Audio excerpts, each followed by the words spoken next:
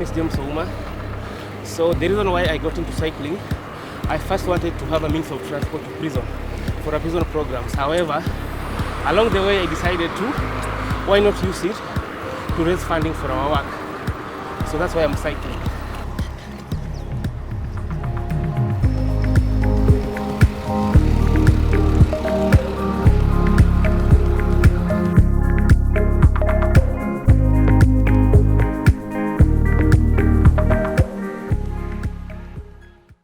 Picture this.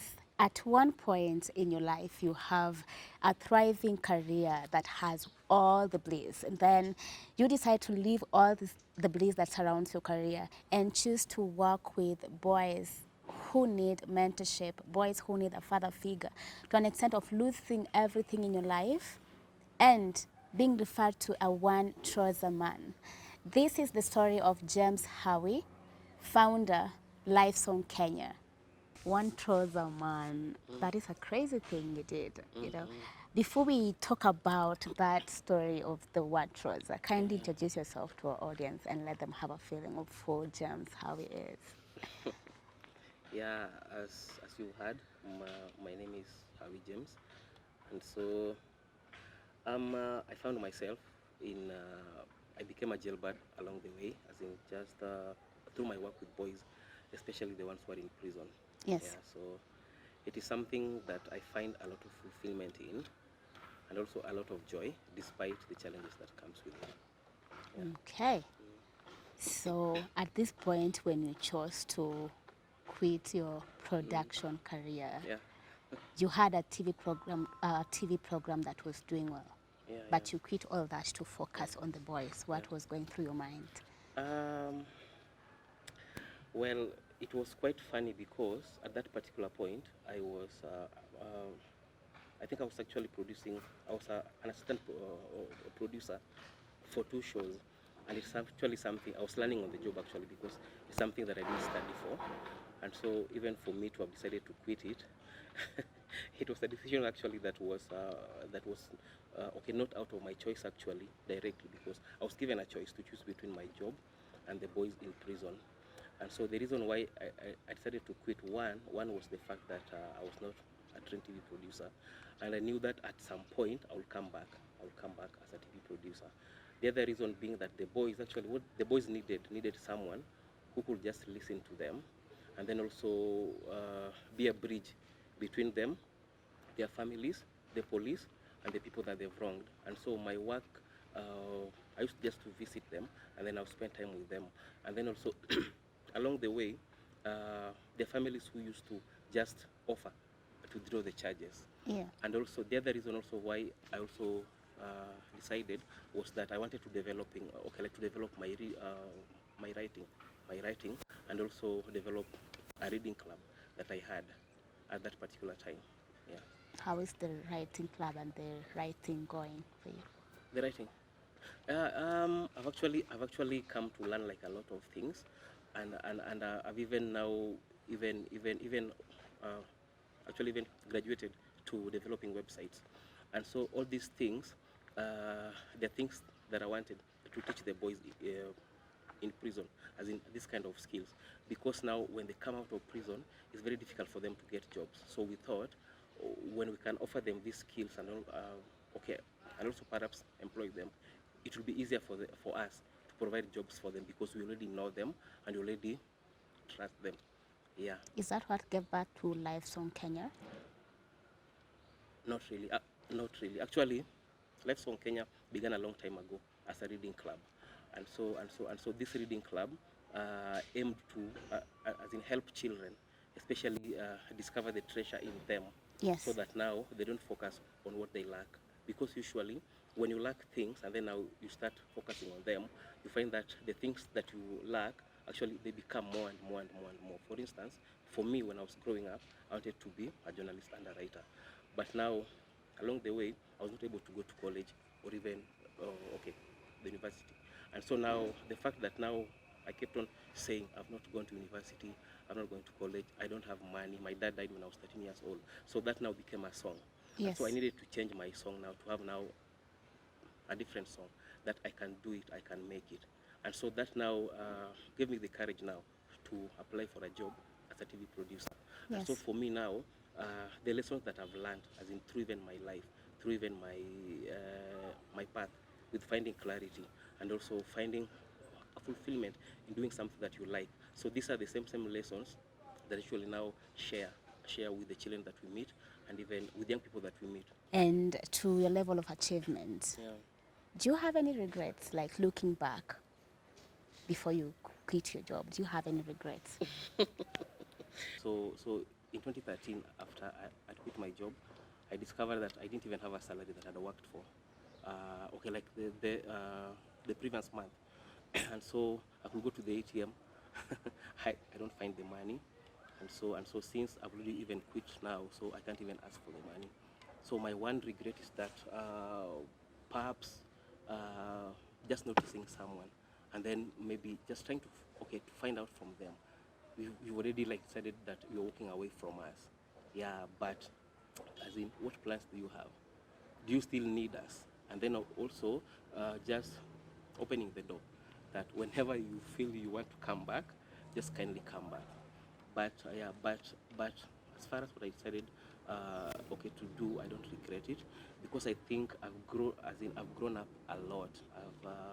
I've become more courageous. I've become more bold, and also because I remember actually I had a lot of luck because I remember like you were coming from a job whereby you had some money, you're not struggling with even like paying rent, and then you're coming to a place whereby you don't have rent. So then now you have now to depend on people, and then the work that you are doing actually is not very like very beautiful, because now working in prison, I can't say that it's a very beautiful thing, as in, especially when you look at it like from the outside, because you're working with people who have done crime. Yeah. You work with people who have wronged people. You're working with people perhaps who have defiled someone's daughter, and so from the outside, people are just thinking, this person leaves his job that he didn't study for, that he was not qualified for, to go and work in prison with people who have committed crime. But I came to discover that most of the boys who were there, most of them had just done mistakes, and some of them just needed someone to just say, hey, Yeah. this is not the right thing. This is not the way to look at a girl. You should look at a girl as a human being. And so, and then also now and then these are things that they lacked when they were growing up. And I realized these are things that I also lacked when I was growing up. So when I first met these boys, I just saw myself in them, as in listening to reggae music. And so for me, at some point, I decided, by the way, instead of listening to, do you see anything to smile about? As in, the first thing you do in the morning, do you see anything to smile about? And then, so it rings in your head. So for me, I was just telling them, this reggae music, can we find positive reggae music? Can we find reggae music that is uplifting? Yes. Can we find reggae music that does not demean a woman, that does not speak wrongly and badly about the body of a woman? And then so now just guiding them. And then I also discovered that many of them that committed, they're not like say, is accused of like having been found with a stolen phone. So this person is not supposed to be charged with robbery with violence because they didn't steal this phone. Yes. So they are supposed to be charged with possession of stolen goods, not robbery with violence. So when you charge him with having possessed something that was stolen, it's completely different from robbery with Robbery violence. with violence, yes. Yeah. So for me, these are things that I've learned, and I also come to learn that the mothers that I was meeting when I was starting, I was just like seeing they're helpless mothers who need help. However, now the way they're looking for this love, and then what they expect out of this love is not what they're getting out of this love. So for me, it's just showing the boys, be thankful of where you are at. I know where you are at right now is not very good, and it's not very conducive. But now, as a young man who is growing up, start making decisions that now will help you in the future, so that you don't end up doing the same mistake. Beautiful work you're doing, James. What other programs do you have under Life Song? So under Life Song, we have programs in the community, that that helps boys and young men not to engage in crime. Then now in prison now we have now programs that now helping them now. Okay, now you've committed a crime, but now how do you mend your ways? How do you make amends for it? As in, if you stole someone's phone, you don't keep on saying that I'm innocent, because everyone in prison actually says they are innocent. But then again, now there's something that you did, that's why you are there. But if you really know that I stole someone's phone, it's just proper for you to say I stole someone's phone. So that will also give you like personal healing. At the same time, the person that you stole from also, it will also give them healing, because they'll be saying, oh, by the way, as in umse amesema, I'm sorry. So it will also give, it makes them also feel good, and also start giving them healing. So what we do now is we teach them skills, we teach them computers, how to design things, and also we teach them personal branding, financial literacy. And while this is going on, we visit their families at home. We visit families, we also visit police officers, also we visit people that they've wronged. So the reason why we're doing this is that we start now the reconciliation process while they're still in prison, as opposed to us waiting when your sentence is over, then now we start this. So we start it as the program is still ongoing in prison. And so what that has done now is that many families, or even the people that they've wronged, many of them usually just offer to withdraw the cases. And some of the police officers who maybe didn't do their investigations well, you find that they're able to say, by the way, I've realized I made a mistake. And so can we find a way whereby this case can be withdrawn so that this boy can go back home?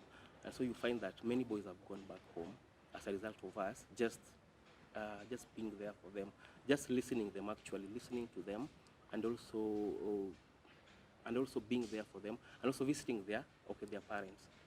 Yeah. That is something so beautiful. You also have a beautiful initiative called The Baton. Let's talk a little bit more about The Baton. The Baton started immediately after I quit my job in 2014. We didn't have like money to go places, so I would go. So back then we had a program in prison, and then also we had a program at a girls rehab center. So at this rehab center, there were people who had donated for us clothes. So some of these clothes were very old, some of them were torn. So we were like, what can we get out of these clothes? Because some people, when they give things that they just want to get rid of. And so we just said, okay, so these clothes have buttons. So can we harvest this part? So we started harvesting these buttons. And so when we went back to this center, then now we started sewing buttons for these girls. And so that also now gave us the opportunity now, because these buttons, we were sewing them while while this person is wearing them. So it gave us the opportunity now to talk to them, tell them that you are beautiful, you have a bright future, and this cloth does not determine where you are going to end up at. And so we tell them, just develop your heart, develop more love, more kindness, more generosity for people. And that is what, in the end, that is what will matter. Because this cloth, it won't change who you are. Of course, it will help you look better, look beautiful. But then again, now it won't change your heart. So we'll tell them to just focus on their hearts. And so even for us now also, it gives us also now the opportunity now to know how to meet needs, as in ways that are very small, but ways that are very impactful. One of the things that it did is that now when you look at someone in the eye, directly like this, yes, even right now, as I look at you, I see myself reflected in your eyes. So if I raise my arm like this, so if I want to, if I want to slap you, as in it's like, if you don't blink, I'm actually slapping myself. I'm not slapping you, I'm slapping myself. So it means that whatever I do to someone, is this something that I would like to be done to me? If I tell someone that you are clumsy, you are slow, you are a dunderhead, is this something that I would like to be told to me? And so that now enables us to see, as in we don't have funding, yes, but what are some of the small ways that we can do to these boys or girls that are very impactful? So for us, like sewing buttons, because it looks like a very small thing, but it's a very big deal. The other thing that we discovered with parents also, they don't notice these things, because like your son leaves home without buttons, then now they come back with buttons. But now none of the parents were noticing these things. So if your son comes back with a pair of headphones that you didn't buy for them, they come back with a pair of shoes that you didn't buy for them, or even a hoodie or a bicycle, just ask them, where did you get these things? Because we come to discover most of these boys get into crimes without knowing that they're committing crimes. And it starts from parental neglect, things that you don't observe. So for me, I think that not having the funding enabled us to learn a lot more on how to reach out to just one person at a time. So it's been a Beautiful. blessing. Yeah, indeed, a great Yeah. blessing. And now that Yeah. brings me to this Yeah. project here. Let's talk a little bit more about the bicycle. So in 2016, I actually wanted to quit. I wanted to quit livestock. I wanted to stop doing it because Why? I was very broke, and Yeah. I'd just gotten married. I married my wife in 2015 in October. So while we were so we had just gotten married, and she was the one who was taking care of everything from rent, electricity, water, everything. And one thing that really hurt me a lot was the fact that I was not able to afford going to a barber shop. And so for me, it's like now going to the real situation is that I should be going to the barber shop like twice in a week. So it was really hurting me that I'm even asking for money for money to go to the barber shop from my wife, who was working very hard to like provide for my dreams also, because she gave me the freedom to just explore and Yeah. see where life like was going to lead to. However, I told her that I want to quit, but she didn't say anything. She just kept quiet. So I thought, what, like, as in, why did she keep quiet? And so what should I do? So I decided to start running in the morning. So while running in the morning, I started thinking, oh, by the way, can I start running to raise funding? And then now, along the way, I got to learn about duathlons. Okay, so duathlon is whereby you run, you cycle, then you run. Yeah, so So I started using these events, okay, to raise funding for our work. And so along the way now, along the way also, I started thinking about a bicycle very differently, as in, what can I do with a bicycle? There are so many things that you can do with a bicycle. It's a means of transport to go to school or Yes. even to work. Yes. The second one also is you can earn an income from it by delivering things for people. The third one also, you can keep fit just using like the bicycle.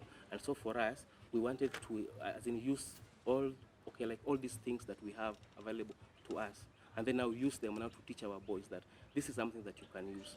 And then now in 2018, I came up with with a very crazy idea, which I had never done before, with a crazy idea of cycling Yes. to raise funding. So cycling, so that we could have money to have a halfway house for boys who are leaving prison, because there are boys who leave prison without having reconciled with their family. So you find that for them now, it's difficult for them now to go back to their family. So instead they choose to go back to gangs. So what we decided, so we would like to have a halfway house for them. And hence now in 2018 we decided now to cycle, so that now we can start raising funds in order for us now to have a halfway house. Where is the farthest we've ever cycled? The farthest we've ever cycled is from here to Malindi, but we didn't go directly. Yeah, so our routes usually we just like use detours. We don't just follow like a direct Like line. matatus? No. So that was around 810 kilometers. But this year we are planning to do 1,500 kilometers. So, and like I've said, we usually just look at the map of Kenya, then we say, what's the farthest we can go this time round? Yes. And then now, how can we make it even more crazier? So where else can we go with it? So this year, we are cycling from Usenge. Usenge is along Lake Victoria. Yep. So we are going to cycle from Usenge to Malindi. However, now after we've reached Nakuru, then we go to Nyahururu, then Nyeri, Meru, around Mount Kenya. Yes. Then I come back to Nairobi, then go to Machakos, go to Wote, and then from there all the way now to Malindi. And the reason why we are cycling this year, we are cycling so that we can raise enough funds to add on top of what we raised last year, so that we can buy a piece of land where now we can start building our halfway house. Yeah. Wow. And let's talk about the experience on the road, especially when you're cycling. There are risks involved. How do you handle those risks on the while you're doing it? I won't lie to you. Cycling on Kenyan roads, especially in Nairobi, is very risky, because you have to fight for space with a lot of people, with matatus, with truck drivers, mkokotenis, people who are walking. But usually what we do, you take care of yourself first. Yeah. Safety first, so that you don't blame anyone.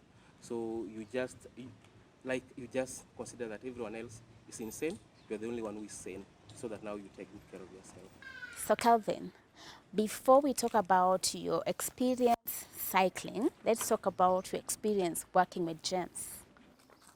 Yeah, my experience working with James is good. I mean, working with boys also because he's embodied with boys, so it's a good experience. Yeah. Yeah. And your experience cycling?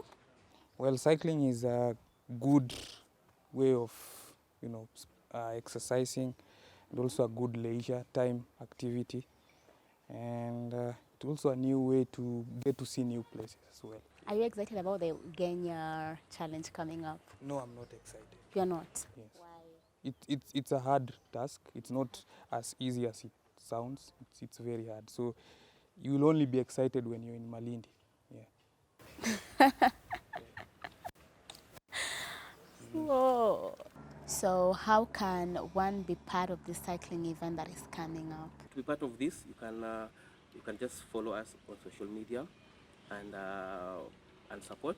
So I don't know whether I can give a pay bill number. I don't know. It's okay. Anywhere people can, how they can reach you, the Okay. pay bill number, Okay. and your social media handle. So to be part of this, you can find us online, even on social media. We are Life Song Kenya. Just search for it and you'll find us. And so if you like to support this, you can use paybill number 891-300, account Life Song. Quite an amazing journey, James. Any parting shot? Yeah, for me, I know we live in a society where money is everything, and I know it's good to focus on money because hey, we have bills to pay. However, I will advise that we should just focus on bringing value and doing something that you really love and really enjoying doing, and you will attract the money. As my example, right now actually I have clients who I work for, I write for. I have clients whose websites I'm managing. Also have clients who I deliver stuff for.